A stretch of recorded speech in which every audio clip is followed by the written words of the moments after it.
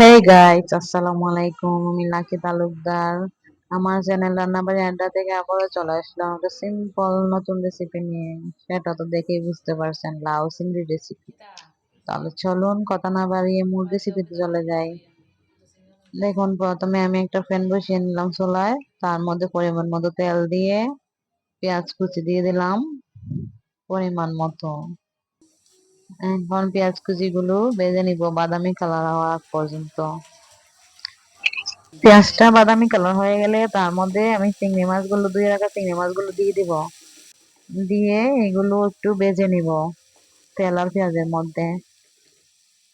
এই দেখুন, অনেকটা কিন্তু ভাজা ভাজা হয়ে আসছে। এখন এর মধ্যে আমি পরিমাণ মতো হলুদ গুঁড়ো, তারপর পরিমাণ মতো মরিচ গুঁড়ো আর সামান্য পরিমাণে ধনিয়া গুঁড়ো দিয়ে দিব। দিয়ে এগুলোকে ভালোভাবে কষিয়ে নিব। একটু সময় নিয়ে কষাতে হবে। চিংড়ি মাছটার মধ্যে যাতে মশলাটা ঢুকে এভাবে কষাতে হবে। একটু ভাজা ভাজা করে নিব।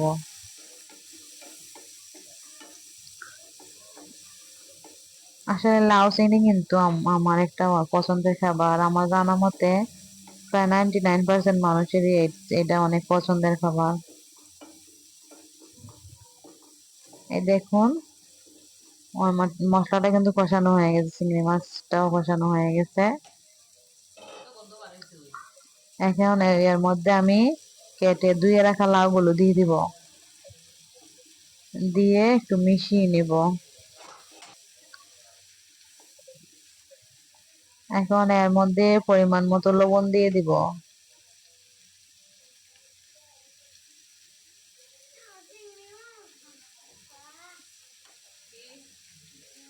লবণটা দিয়ে বাকি লাউটুকু দিয়ে আমি ঢাকনা দিয়ে ঢেকে দিলাম। মাঝে মাঝে ঢাকনা সরিয়ে নাড়াচাড়া করে নিব। এই দেখুন, আমি ঢাকনা উঠিয়ে একবার নেড়ে দিলাম।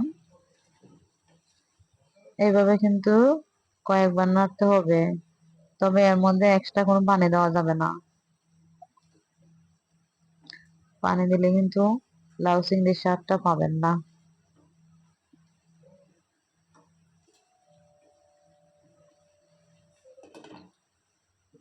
আমি মাঝারি সাইজের চিংড়ি নিয়েছি, আপনারা যে কোনো সাইজের চিংড়ি নিতে পারেন। ছোট সাইজের চিংড়ি গুলো দিয়েও রান্না করা যায়, ওইটাও অনেক ভালো হয়। এই দেখুন, আমার কিন্তু এটা লাউ থেকে অনেক পানি ছেড়ে দিয়েছে। এর মধ্যে এক্সট্রা কোনো পানি দিতে হবে না, এভাবে রান্না হয়ে যাবে। আর লাউ চিংড়ি রান্না করতে কিন্তু তেমন সময় লাগে না। এই যে আমারটা এখন মোটামুটি হয়ে আসছে। আমি কিন্তু কয়েকবার ঢাকনা সরিয়ে নেড়ে চেড়ে দিয়েছি। এখন এই যে দেখুন, আমার রান্না কিন্তু অনেকটা হয়ে আসছে। এই পর্যায়ে দেখে নেবেন লবণটা ঠিকঠাক আছে কিনা। যদি লবণ কম হয় তাহলে আবার দিয়ে দিবেন। আমার ঠিকঠাক আছে, আর এক্সট্রা কোনো লবণ দিতে হবে না। আমি আবারও ঢেকে দিলাম। দেখে কিছুক্ষণ রান্না করে নিব যাতে পুরোপুরি সিদ্ধ হয়ে যায়।